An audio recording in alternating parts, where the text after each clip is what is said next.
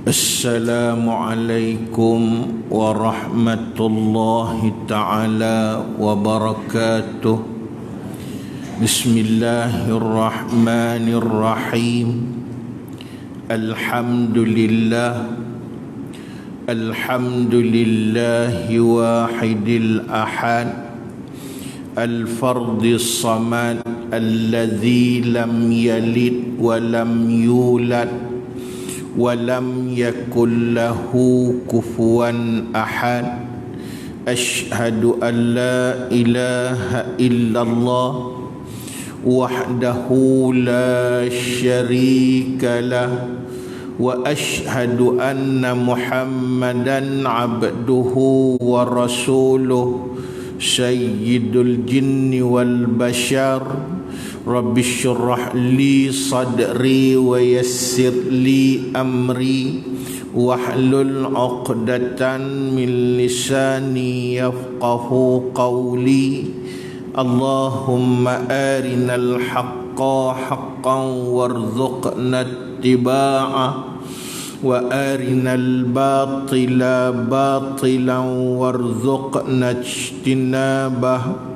قال الله تعالى في القرآن العزيز أعوذ بالله من الشيطان الرجيم الذين يستمعون القول فيتبعون أحسنه أولئك الذين هداهم الله wa ulaika hum ulul albab. Sadaqallahul azim.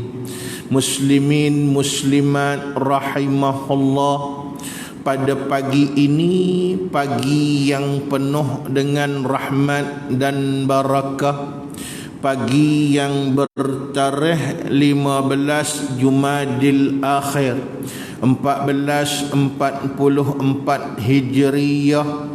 Alhamdulillah, kita masih lagi diberi peluang oleh Allah Subhanahu wa ta'ala untuk bernyawa di atas muka bumi Allah Subhanahu wa ta'ala.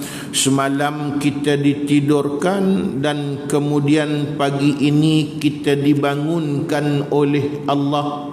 Alhamdulillah, Tuhan masih kekalkan kita dengan iman. Tuhan masih kekalkan kita dengan Islam. Tuhan masih kekalkan kita dengan tauhid dan juga ma'rifah pada Allah Subhanahu wa ta'ala. Maka ini semua anugerah yang cukup besar yang membawa makna bahawa Tuhan masih sayang dan berkenan kepada kita untuk menjadikan kita seorang yang baik di atas muka bumi Allah. Dan yang paling penting, kata ulama yang mu'tabar, iaitulah Tuhan anugerahkan kita dengan nikmat dan Tuhan redha kepada kita, tuan-tuan muslimin muslimat rahimahullah. Pasal di sana ada disebut oleh ulama yang mu'tabar. Maksudnya di sana itu ialah di dalam beberapa buah kitab ulama sebut, iaitulah ada manusia yang mulanya tak ada, kemudian diadakan oleh Allah Subhanahu wa ta'ala, dan kemudian bila dia hidup Allah Ta'ala kurniakan kepada dia nikmat dan juga segala macam kesenangan, dan kemudian Tuhan redha pada dia.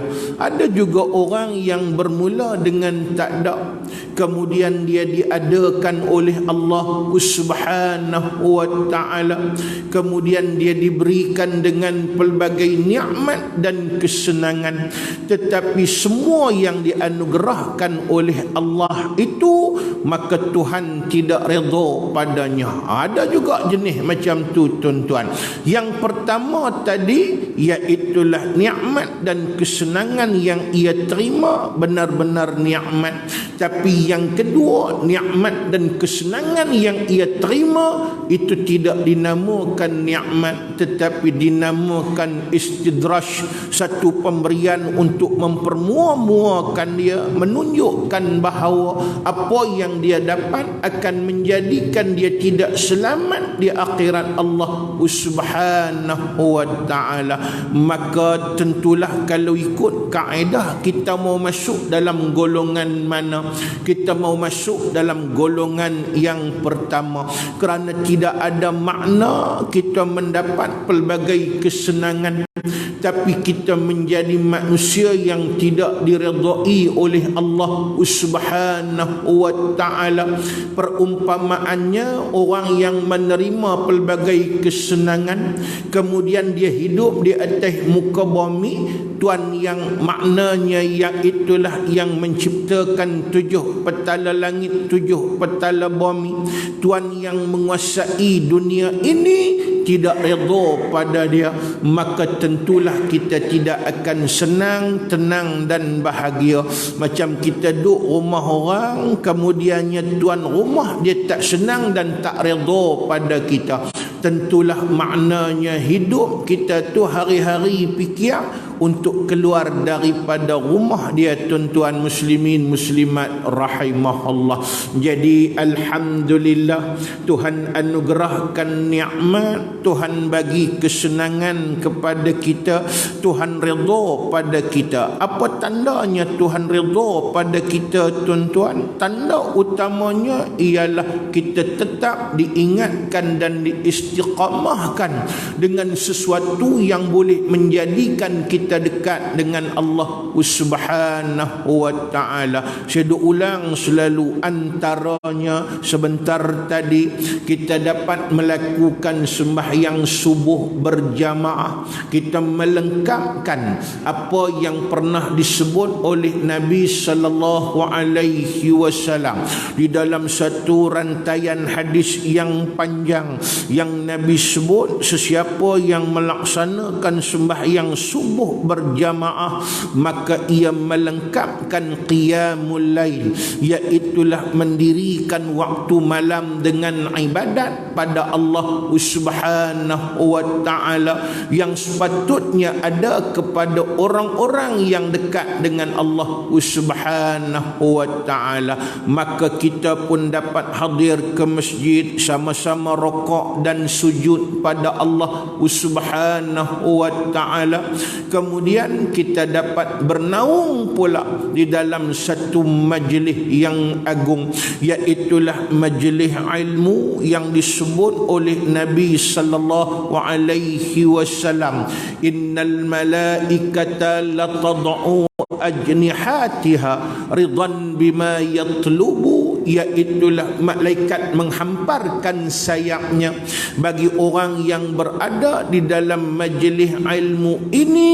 Kenapa malaikat menghamparkan sayap? Jawapannya kerana cukup berkenan dengan apa yang dicari oleh orang yang menuntut ilmu. Apa yang dicari oleh orang yang menuntut ilmu tidak lain dan tidak bukan satunya ialah keredaan Allah Subhanahu wa ta'ala, dan yang keduanya ialah untuk menghilangkan kejahilan pada diri kita, dan yang ketiganya ialah untuk beramal sepenuhnya apa yang kita dapat supaya kita benar-benar dikasihi dan disayangi oleh Allah Subhanahu wa ta'ala.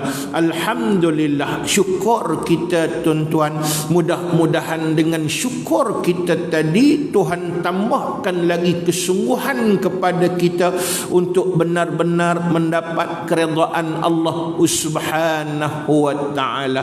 Tuan-tuan muslimin muslimin muslimat rahimahullah, pada pagi ini saya nak berbicara tentang sepotong hadis Nabi sallallahu alaihi wasallam yang saya petik daripada satu kitab yang bernama Sya'bul Iman. Apa dia Sya'bul Iman? Iaitulah cabang-cabang bagi iman. Dalam kitab ni ulama membawa pelbagai hadis Nabi sallallahu alaihi wasallam. Malah dalam kitab ni juga menghuraikan apa yang pernah disebut dalam sepotong hadis Nabi yang lain, yang Nabi sebut yatasya'abul iman. Sesungguhnya iman itu bercabang kepada 70 lebih cabang. Nabi sebut terang-terang dalam hadis dia, iaitulah bila kita sebut iman, maka cabang iman tu cukup banyak sekali, 77. Syekh Wan Daud bin Wan Abdullah Al-Fatani dalam kitab dia kata 77 cabang iman. Maka iaitulah cabang iman yang pertama ialah kalimah la ilaha illallah, dan cabang iman yang terakhir kata Nabi iaitulah imatatul aza anit tariq, buang sesuatu yang berada di jalan yang boleh menyusahkan manusia yang lain di atas muka bumi Allah Subhanahu wa ta'ala. Saya tak mau berbicara tentang hadis cabang iman tau, cuma saya nak habaq iaitulah di dalam kitab Sya'bul Iman dia menghuraikan panjang banyak sekali hadis Nabi, iaitulah yang maknanya membicarakan tentang keimanan pada Allah Subhanahu wa ta'ala. Cuma pada pagi ini saya nak berbicara tentang sepotong hadis yang diambil daripada kitab Sya'bul Iman tadi, hadis sahih yang diriwayatkan oleh Imam Al-Baihaqi. Hadis yang saya tak mau cerita lagi hadis tu, cuma nak sebut kesimpulan daripada hadis ini. Hadis ini menyentuh tentang pelbagai ancaman-ancaman yang perlu diambil berat oleh orang-orang yang beriman, terutamanya yang berada di akhir zaman. Kerana kita hidup di akhir zaman ini, kita hidup di satu zaman yang disebut oleh ulama iaitulah ahdul fitan, zaman yang penuh dengan fitnah. Kita akan melihat banyak sekali kebejatan yang akan berlaku di akhir zaman, iaitulah bagaimana kita boleh melihat iaitulah adanya manusia yang menjual agama Allah Subhanahu wa ta'ala. Muncul banyak sekali firqah-firqah yang jahat, kumpulan-kumpulan yang jahat yang disebut oleh Nabi terang-terang, iaitulah dulunya 1400 tahun yang lalu Nabi sebut sesuatu bayangan yang akan ditimpakan oleh Allah kepada umat akhir zaman, iaitulah kata Nabi sataftariqu ummati ila 73 firqah kulluhum finnar illa wahidah. Umat aku akan terpecah kepada 73 golongan, semuanya dalam neraka Allah Subhanahu wa ta'ala, kecuali satu sahaja, iaitulah kumpulan yang disebut sebagai Ahlus Sunnah wal Jamaah. Di mana munculnya firqah-firqah sesat ni banyak sekali tuan-tuan, yang dulunya mungkin kita mengaji nama lain, tapi hari ini nama dia lain, cuma sifat dia sama tuan-tuan muslimin muslimat rahimahullah. Kalau dulu kita belajar tentang Mu'tazilah, kita belajar tentang Jabariyah, kita belajar tentang Qadariyah, kita belajar tentang Murji'ah, kita belajar tentang Mutakasiliyah, maka mungkin semua tu tak ada dah nama. Bukan dari segi sifat, sifat masih ada, sebab sifat ni tulis zaman dia akan menjangkau masa sampai kiamat tetap akan wujud. Cuma terakhirnya kumpulan ini akan dihapuskan oleh pemimpin yang hebat yang akan diturunkan oleh Allah Subhanahu wa ta'ala sebagai melengkapi janji yang pernah dibuat oleh Nabi sallallahu alaihi wasallam. Tak apalah kita mau bicara bab tu, banyak lagi kita nak bicara tentang kebejatan kelihatan umat Islam dihina, kemudian Islam sendiri menjadi dagang, menjadi asing, di mana kalau dulunya yang menentang Islam ialah golongan manusia yang kafir, tapi hari ini yang tak setuju dengan Islam, yang akan menentang Islam ialah orang Islam sendiri, tuan-tuan muslimin muslimat rahimahullah. Jadi saya nak bawakan pada pagi ini satu hadis yang membicarakan tentang ancaman-ancaman yang berat, yang sepatutnya kita ambil perhati sungguh-sungguh, kita hazar, kita sentiasa awas, caution, kita sentiasa berhati-hati dengan ancaman-ancaman yang akan muncul, kerana pernah disebut oleh Nabi sallallahu alaihi wasallam. Saya sempat ambil beberapa hadis daripada kitab Sya'bul Iman ini yang semuanya menceritakan tentang kebimbangan Rasulullah sallallahu alaihi wasallam tentang perkara yang akan berlaku kepada umat Islam di atas muka bumi Allah Subhanahu wa taala. Baik, kita kongsi sama-sama hadis pada pagi ini, tuan-tuan. Qala Nabi sallallahu alaihi wasallam, inna akhwafa ma akhufu ala ummati zallatu alimin wal jidalu munafiqin bil Qur'an wad dunya taqta'u a'naqakum aw kama qala sadaqa Rasulullah sallallahu alaihi wasallam. Apa kata Nabi? Inna akhwafa, sesungguhnya sesuatu yang paling aku risau, sesuatu yang paling aku bimbang, sesuatu yang paling aku takut, ma akhafu, daripada sesuatu yang menakutkan, ala ummati, berlaku ke atas umatku. Tu dia. Dalam banyak-banyak benda yang menakutkan, dalam banyak-banyak treat ataupun ancaman yang disebut, yang paling aku takut, Nabi guna kalimah isim itulah maknanya isim tafdil yang menunjukkan penghabis. Khaufun, takut, akhwafu, iaitulah paling takut. Yang paling aku takut daripada banyak-banyak benda menakutkan yang akan berlaku kepada umatku, iaitulah 3 perkara, tuan-tuan muslimin muslimat rahimahullah. Maka kata sebahagian ulama, 3 perkara inilah trik ataupun ancaman yang paling hebat yang kita kena sentiasa hazar, sentiasa berjaga-jaga di atas muka bumi Allah Subhanahu wa taala. Kalau kita nak menjadi orang yang baik, orang yang mendapat keridhaan Allah, orang yang berjaya dalam hidup di dunia dan juga di akhirat Allah Subhanahu wa taala. Baik, apa dia ancaman yang pertama yang Nabi kata aku paling takut berlaku kepada umatku daripada sesuatu yang menakutkan? Iaitulah yang pertama sekali kata Nabi sallallahu alaihi wasallam ialah zallatu alimin. Apa makna zallatu alimin? Zallatu alimin maknanya ialah ulama-ulama, orang yang cerdik pandai, cendekiawan-cendekiawan, pendeta-pendeta Islam, zallatun. Apa makna zallatun? Yang sudah tergelincir daripada kebenaran di atas muka bumi Allah Subhanahu wa taala. Ini ancaman pertama, ancaman yang paling utama yang menjadikan Islam itu dimusuhi di atas muka bumi Allah, iaitulah orang cerdik pandai, mereka tergelincir daripada kebenaran. Pasal apa? Ia sebagai satu ancaman, sebab kita dapat agama Allah Subhanahu wa taala ini melalui Nabi sallallahu alaihi wasallam. Kemudian Nabi wafat, Nabi tinggalkan pusaka, Nabi tinggalkan segala gerak kerja, Nabi tinggalkan segala iaitu sesuatu yang boleh memberi petunjuk kepada manusia. iaitulah siapa yang akan menyambungnya.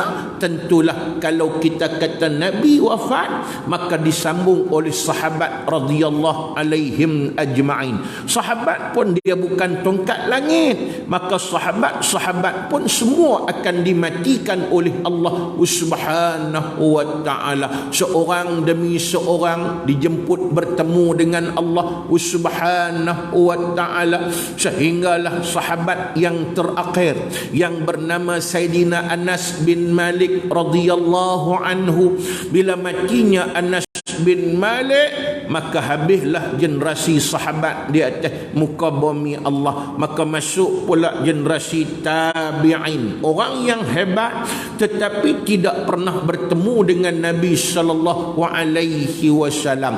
Tabi'in ini pun akan sampai masa penamatnya, kemudian disambung pula oleh tabi'in. Begitulah penyambungannya sampai akhir zaman, tuan-tuan muslimin muslimat rahimahullah. Jadi pusaka yang dibawa oleh Nabi, perjuangan yang diasaskan oleh Nabi ni, siapa yang nak sambung, yang ada autentik dia, yang ada legitimate dia, iaitulah tidak lain dan tidak bukan, tentulah para ulama yang muktabar di atas muka bumi Allah, yang disebut oleh Nabi sallallahu alaihi wasallam, al-ulama warasatul anbiya, al-ulama umana'ur rasul. Ulama ini merupakan pewaris para nabi.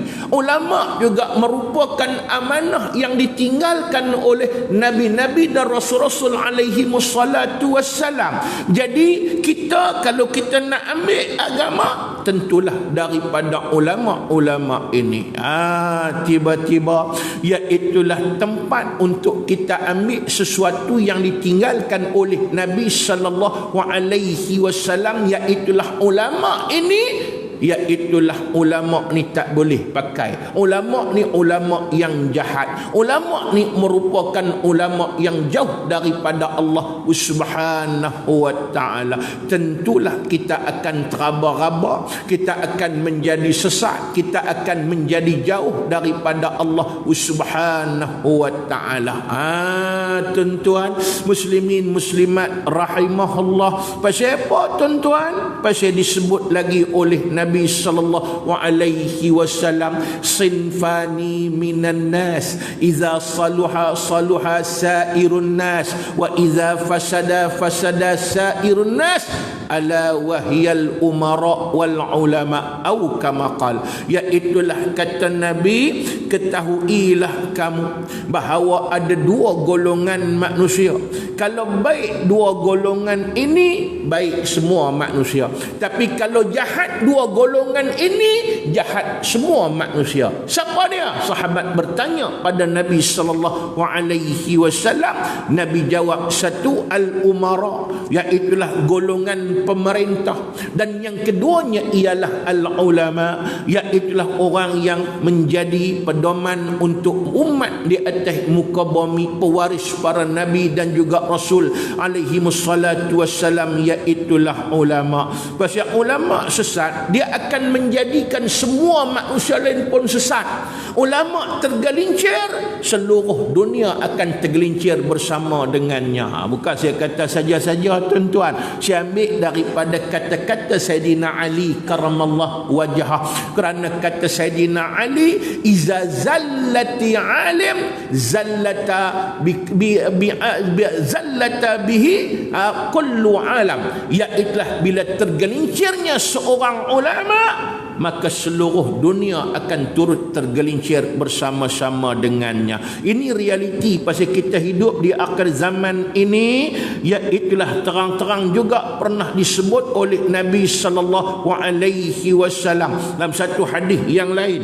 Nabi kata, aku paling bimbang juga berlaku kepada kamu turunnya Dajjal sebelum Dajjal. Sebelum Dajjal hak betul yang akan turun dekat kiamat besok ni, turun Dajjal hak mula-mula dulu tuan-tuan muslimin muslimat rahimahullah. Lalu sahabat bertanya pada Nabi, man hum ya Rasulullah, siapakah dia yang takkan takut turun mula dulu sebelum turunnya Dajjal? Iaitulah kata Nabi, hum ulama usu min ummati, mereka lah ulama jahat daripada kalangan umatku. Hari ini kita kena kenal betul-betul ancaman ni. Maksudnya ada ulama ulhaq, ulama yang betul, ada ulama usu, ulama yang jahat. Jadi nak kenal lagu mana? Kena kenal betul lah. Sebab silap kita pilih ulama untuk jadi pedoman kepada kita, maka kita akan menjadi manusia yang binasa di dunia dan juga di akhirat Allah Subhanahu wa ta'ala tuan-tuan. Jadi saya tak mau bawa banyak-banyak sebab kalau nak hurai panjang tuan-tuan. Ada ciri ulama yang benar, panjang sekali cirinya yang disebut oleh ulama-ulama. Ada juga ciri ulama yang jahat, panjang sekali tuan-tuan muslimin muslimat rahimahullah. Cuma saya nak sebut beberapa perkara yang disebut dan dibahas secara kesimpulan oleh ulama-ulama yang lain. Yang pertama sekali, ulama ulhaq, ulama yang benar. Nah, ulama yang benar sifat utamanya ialah dia takut pada Allah Subhanahu wa ta'ala lebih daripada takut pada golongan yang lain di atas muka bumi Allah. Pasal apa? Pasal Tuhan sebut terang-terang, innama yakhshallah min ibadihil ulama, hanya sanya manusia ataupun makhluk di kalangan hamba-Ku, iaitulah maknanya untuk ambil iktibar, yang paling takut padaku kata Allah ialah ulama. Maknanya bila ulama tu takut pada Allah, dia boleh bimbing manusia yang lain di atas muka bumi Allah. Dan disebut lagi, innama tu menjadi satu kayu pengukur untuk disebut bahawa sesungguhnya syarat utama nak jadi ulama yang benar, selain daripada mempunyai ilmu, syarat utamanya mesti takut pada Allah Subhanahu wa ta'ala. Jadi kita boleh buat satu kesimpulan mudahlah. Kalau ulama jahat ulama ada, dia lebih takut kepada manusia daripada takut pada Allah Subhanahu wa ta'ala. Macam-macam jenis kita boleh jumpa ulama yang takut pada manusia ini, dia akan menjadi manusia yang jahat pada Allah Subhanahu wa ta'ala. Lagi ciri ulama yang benar tuan-tuan muslimin muslimat rahimahullah disebut oleh seorang ulama tasawuf yang ulung, iaitulah yang bernama Syekh Habib Al-Ajmi rahimahullah. Dia merupakan ulama yang hebat, orang yang menjadi sahabat dan guru kepada Sayyidina Hasan Al-Basri rahimahullah, juga ulama yang hebat tuan-tuan. Habib Al-Ajmi ni dia sebut apa tuan-tuan untuk kita ambil iktibar? Dia kata antara ciri ulama yang benar, iaitulah ulama itu sifatnya, iaitulah seperti apa tuan-tuan muslimin muslimat rahimahullah, iaitulah seperti lilin. Apa maksud lilin? Tempat dibakar. Maknanya dia mengorbankan diri dia untuk kepentingan manusia yang lain di atas muka bumi Allah. Sebab itu ulama hak betul ini dia sentiasa berkorban. Yang pentingnya masyarakat mendapat kekuatan dan keagungan di atas muka bumi Allah. Pasal itu kalau kita tengok dia maknanya macam pemimpin jugalah. Pemimpin terbaik bukan pemimpin yang mengira kepentingan diri, tapi kepentingan rakyat seluruhnya di atas muka bumi Allah Subhanahu wa ta'ala. Dua. Dan yang ketiga yang paling penting, ulama yang benar ialah ulama yang dikasihi oleh orang-orang yang beriman. dan kemudian dia akan banyak mendapat musuh. Musuh dia siapa? Iaitulah musuh dia orang kafir, musuh dia orang munafik, musuh dia orang-orang yang benci kepada agama Allah. Mereka ni akan jadi musuh dia. Mereka akan tentang dia sungguh-sungguh. Mereka akan cuba untuk melakukan sesuatu yang paling penting antara yang akan dilakukan modus operandi oleh golongan puak kafir ini kepada ulama, iaitulah ulama yang benar. Mereka akan melakukan pelbagai karakter assassination. Apa maksud dia? Iaitulah pemusnahan karakter. Maksudnya mereka akan cuba untuk perlekehkan ulama ini. Mereka akan bawa seolah naratif ulama-ulama ini ialah ulama yang jahat, ulama yang jumud, ulama yang tak moden, ulama yang tidak berfikiran liberal, ulama yang tidak, iaitulah mengira kepentingan manusia yang lain di atas muka bumi Allah. Disifatkan ulama ni egoistik, disifatkan ulama ni iaitulah tak mau dengar kata orang, depa kira depa saja dalam keadaan tadi. Maka iaitulah maknanya mereka akan melakukan pelbagai tindakan untuk memusuhi ulama-ulama ini. Ini ulama yang benar, tuan-tuan muslimin muslimat rahimahullah. Jadi kalau jenis ulama yang dibenci oleh orang kafir, dibenci oleh munafik, dibenci oleh musuh-musuh agama Allah, itu ulama betul lah, tuan-tuan muslimin muslimat rahimahullah. Jadi mafhum dia senang faham, iaitulah maknanya ulama yang jahat ialah ulama yang disayangi oleh orang kafir, disayangi oleh musuh-musuh Allah Subhanahu wa taala. Seluruh dunia manusia yang kafir ini akan fokus, ini dia ulama yang betul, tuan-tuan. Dan mereka ini orang yang tidak popular di kalangan orang yang beriman dan orang yang taat pada Allah Subhanahu wa taala. Jadi tuan-tuan fikir sendirilah. Maknanya saya dah bagi panduan ini, kita boleh tengok yang mana ulama yang tergelincir daripada kebenaran dan yang mana ulama yang benar yang sepatutnya menjadi ikutan kita di atas muka bumi Allah Subhanahu wa taala. Maknanya ulama yang benar ini satu kekuatan bagi umat. Ulama yang tergelincir satu ancaman bagi umat di atas muka bumi Allah Subhanahu wa taala. Bila kenal, ikutlah ulama hak betul, ulama yang maknanya yang menjadi ancaman ni hendaklah kita jangan ikut dan jangan bagi sokongan dan jangan redha, jangan terlibat.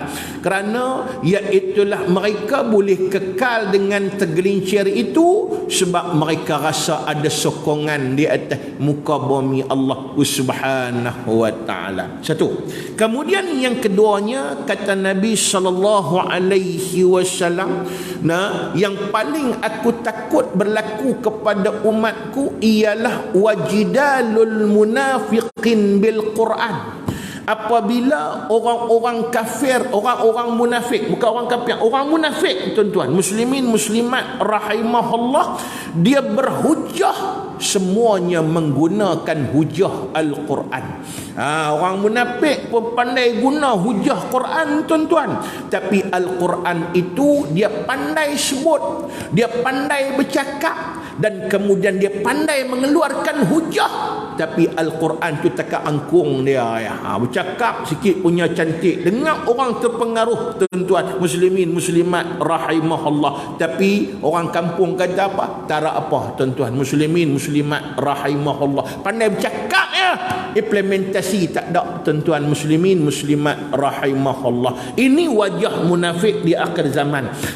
Nak bagi tuan-tuan lah ni, kita kena jaga-jaga untuk kita ambil iktibar. Tang bercakap nombor satu, habaq yang habaq yang ni, dengar semua muluk-muluk cantik semua, tuan-tuan, untuk kita ambil iktibar. Tapi siapa kenal golongan munafik munafik ni, maka kita semua yang kenal tadi akan tahu itu semua pendustaan belaka di atas muka bumi Allah. Semuanya nak bagi nampak cantik. Sebab orang munafik ni sifat dia macam tu lah. Nak tahu sifat orang munafik ni tuan-tuan, mudah. Antaranya iaitulah mereka akan menunjukkan juara kepada agama di atas muka bumi Allah, tapi hati mereka cukup benci kepada agama Allah Subhanahu wa ta'ala. Contohnya kita ambil munafik di zaman Nabi sallallahu alaihi wasallam. Antaranya ketua dia yang paling besar, Abdullah bin Ubay bin Salul. Kemudian timbalan dia yang paling utama, nama dia Ma'qab bin Qushair bin Qais. Antara modus operandi mereka akan bersama-sama dengan Nabi menunjukkan seolah-olah mereka ini begitu cinta pada agama lebih daripada Nabi, lebih daripada sahabat. Pasal itu diriwayatkan dalam satu hadis Nabi sallallahu alaihi wasallam, antara iaitu sembahyang yang paling dibenci, sembahyang berjamaah yang paling dibenci oleh orang munafik, mereka akan tinggalkan dan jadi tabiat bagi mereka, iaitulah sembahyang jamaah Aisyah dan juga sembahyang jamaah subuh. Dua waktu ni cukup dibenci oleh orang munafik. Pasal apa? Sifat mereka berpura-pura. Sebab itu mereka akan pakai sorban lebih besar daripada sorban Nabi. Mereka akan pakai jubah lebih labuh daripada jubah Nabi.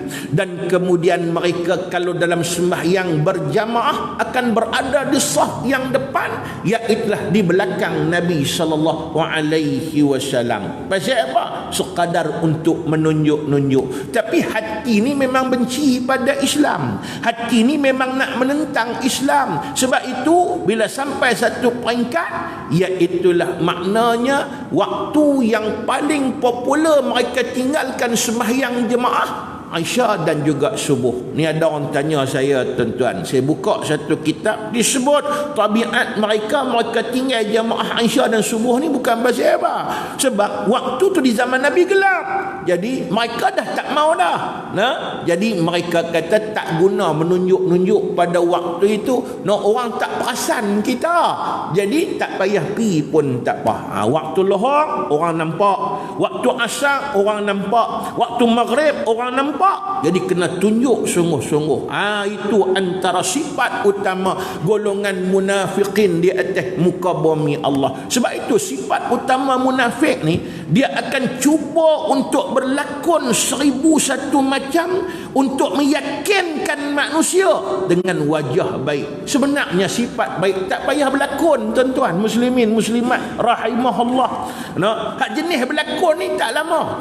Hak jenis berlakon ni juga iaitulah bukan orang panggil apa dalam keadaan tadi, iaitulah bukan yang sebenar. Bila bukan yang sebenar, tuan-tuan, satu hari akan terbuka sifat utama yang akan menentang Allah Subhanahu wa ta'ala.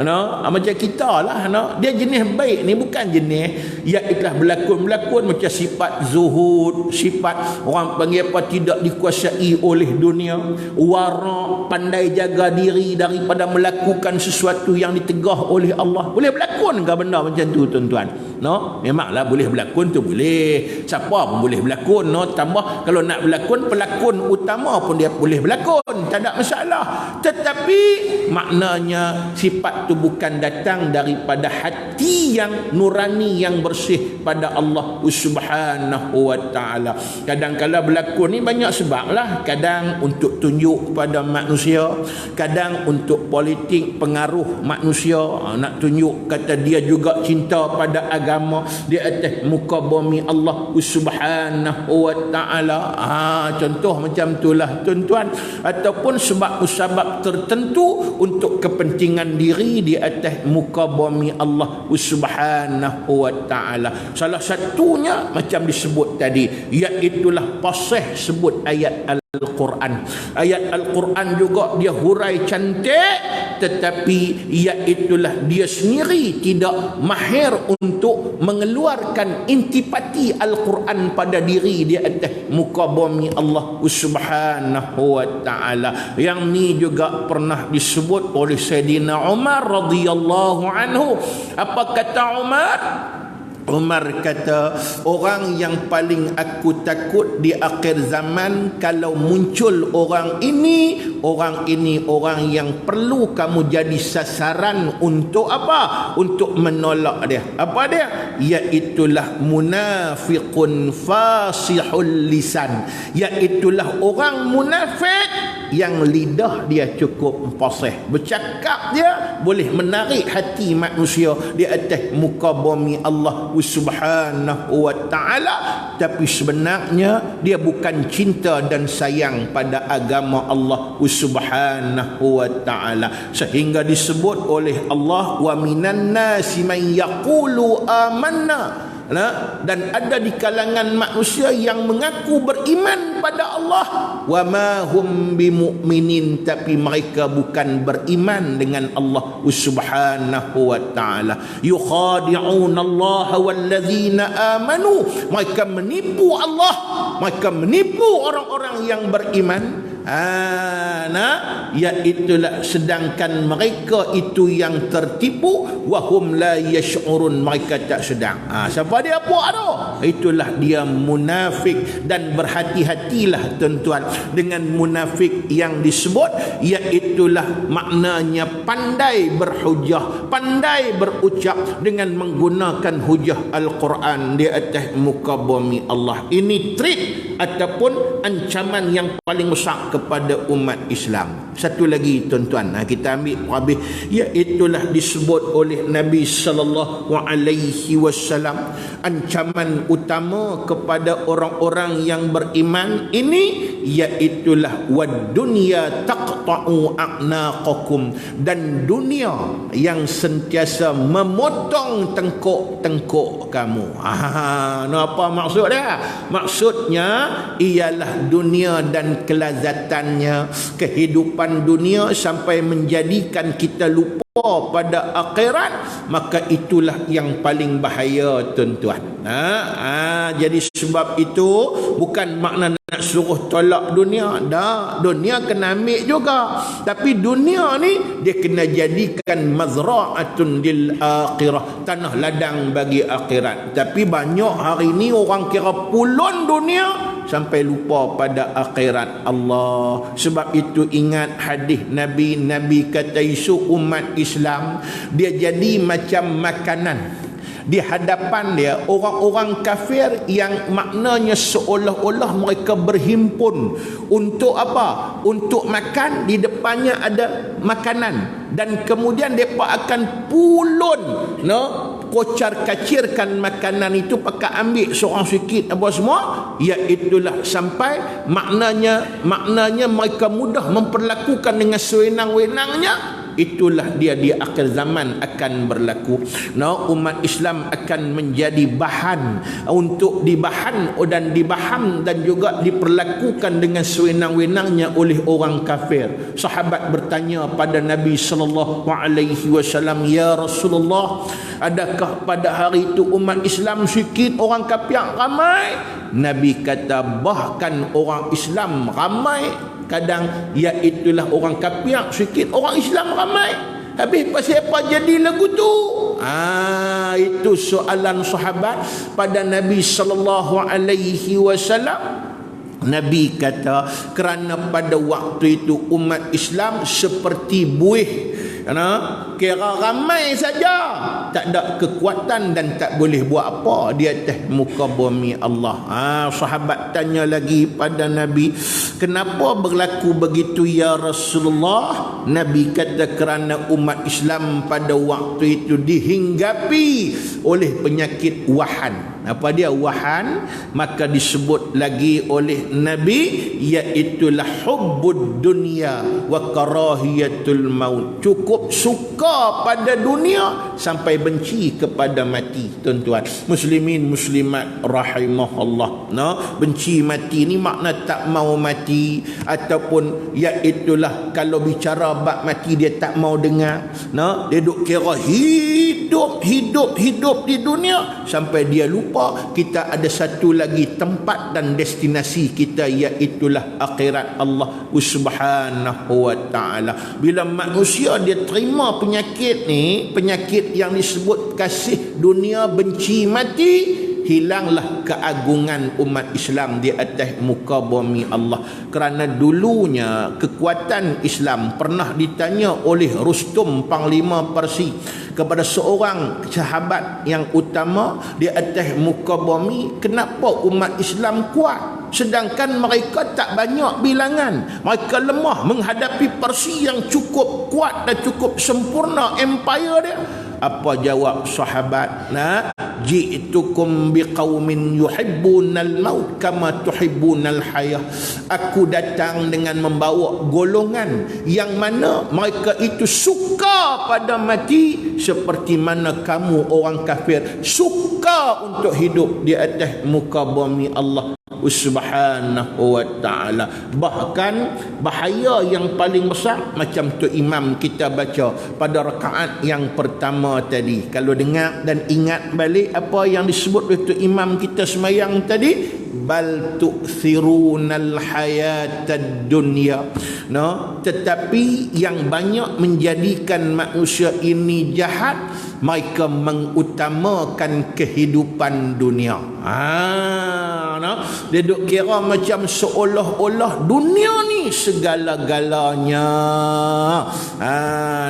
Bal tu'sirunal hayatad dunya wal akhiratu khairun wa abqa. Sedangkan kalau nak kira betul-betul, akhirat itulah yang kekal, akhirat itulah yang utama. Dan disebut pada suhuf orang dulu-dulu, suhuf Nabi Ibrahim dan suhuf Nabi Musa alaihi salam. Jadi ancaman yang ketiga iaitulah dunia yang banyak memotong segala tengkok-tengkok kamu, kata Nabi sallallahu alaihi wasallam. Jadi kita simpui baik-baik, ingat tiga ancaman ini untuk kita berhati sungguh-sungguh, berhati-hati sungguh-sungguh. Apa dia? Ulang balik. Satu, ulama yang jahat. Dua, orang munafik yang memperalatkan Al-Quran demi kepentingan pribadi di atas muka bumi Allah Subhanahu wa ta'ala. Dan ancaman yang ketiga iaitulah apa dia? Dunia dan juga segala kelazatannya yang banyak menjadikan kita lupa pada akhirat Allah. InsyaAllah kalau kita berjaya menghadapi segala ancaman ini dengan sempurna, kita akan hidup dengan selamat, kemudian berjaya di dunia dan juga di akhirat Allah Subhanahu wa ta'ala. Saya rasa cukuplah sekadar itu tuan-tuan, sebagai satu peringatan pada diri saya dan kita semua dalam kehidupan untuk mendapat keredaan Allah Subhanahu wa ta'ala. Mohon ampun dan maaf kalau ada silap dan salah. Yang baik daripada Allah, yang lemahnya saya, walaupun hakikat utama tetap daripada Allah. Kita tunda kuliah kita ini pada waktu yang lain dengan kita hadiahkan Fatihah pada Nabi sallallahu alaihi wasallam, sahabat, ijma' ulama dan mereka-mereka yang telah mendahului kita. Al-Fatihah.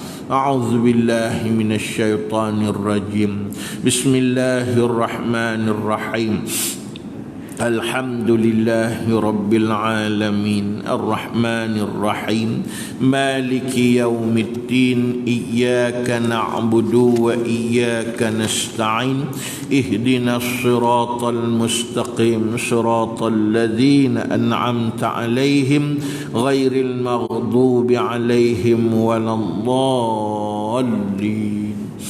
أعوذ بالله من الشيطان الرجيم بسم الله الرحمن الرحيم الحمد لله رب العالمين حمدا يوافي نعمه ويكافئ مزيده يا ربنا لك الحمد كما ينبغي لجلال وجهك وعظيم سلطانك اللهم زدنا علما وفقهنا في الدين وعلمنا التأويل يا مقلب القلوب ثبت قلوبنا على دينك وعلى طاعتك وعلى مغفرتك ربنا آتنا في الدنيا حسنة وفي الآخرة حسنة وقنا عذاب النار اللهم اجعل جمعنا هذا جمعا مرحوما وتفرقنا من بعده تفرقا معصوما اللهم أصلح ولاة أمورنا وولاة أمور المسلمين وارزقهم البطانة الناصحة الصالحة